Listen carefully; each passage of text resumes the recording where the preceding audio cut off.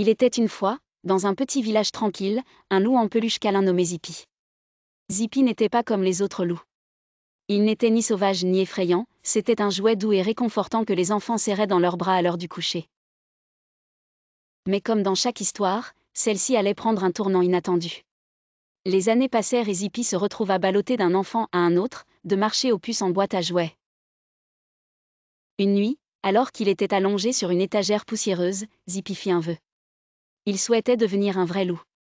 Sentir le vent dans sa fourrure, courir librement dans la forêt. Et c'est alors que cela se produisit.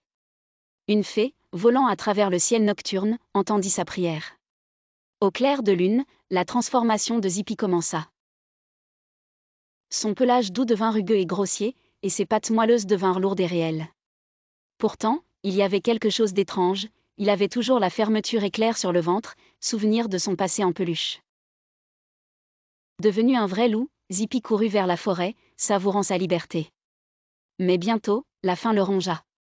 Il n'était plus un jouet en peluche, il était un loup. Et les loups ont besoin de manger. Suivant son instinct, il capta une odeur qui le conduisit à une petite chaumière, où vivait une maman chèvre avec ses 7 chevreaux. Zippy eut une idée. Il modifia sa voix, essayant de sonner comme la maman chèvre. « Ouvrez la porte, les enfants, c'est moi. Je viens de rentrer du marché. » Mais les chevreaux répondirent, « Ce n'est pas la voix de notre maman. Vous êtes le loup.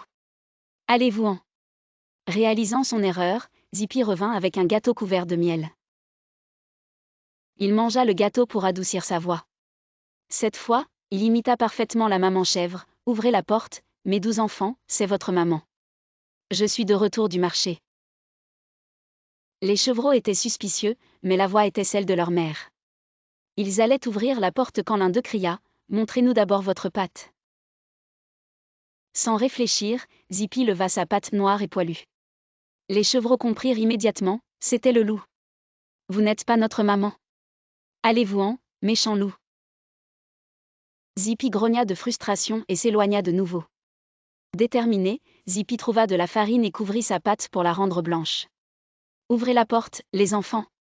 C'est votre maman. » Cette fois-ci, les chevreaux crurent et ouvrirent la porte. La porte s'ouvrit en grinçant, avant que les chevreaux ne puissent réagir, Zippy bondit. Les 7 chevreaux se cachèrent, mais un par un, Zippy les trouva et les avala tous sauf le plus petit, qui se cacha dans l'horloge du grand-père.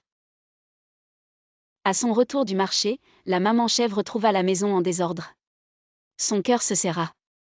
Mais le petit agneau noir, le seul qui s'était échappé, sortit de l'horloge en pleurant, « Maman, le loup a avalé mes frères et sœurs. » Avec une lueur de génie, la maman chèvre vit la fermeture éclair sur le ventre de Zippy endormi.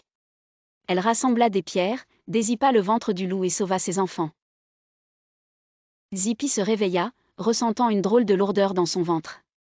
Assoiffé, il se dirigea vers la rivière pour boire. Mais en se penchant, le poids des pierres le fit tomber dans l'eau. Ce fut la fin de Zippy, le loup qui avait souhaité être réel. La maman chèvre et ses 7 chevreaux vécurent heureux, libres des tours du loup. Et pour Zippy, certains souhaits sont mieux non exaucés. Fin.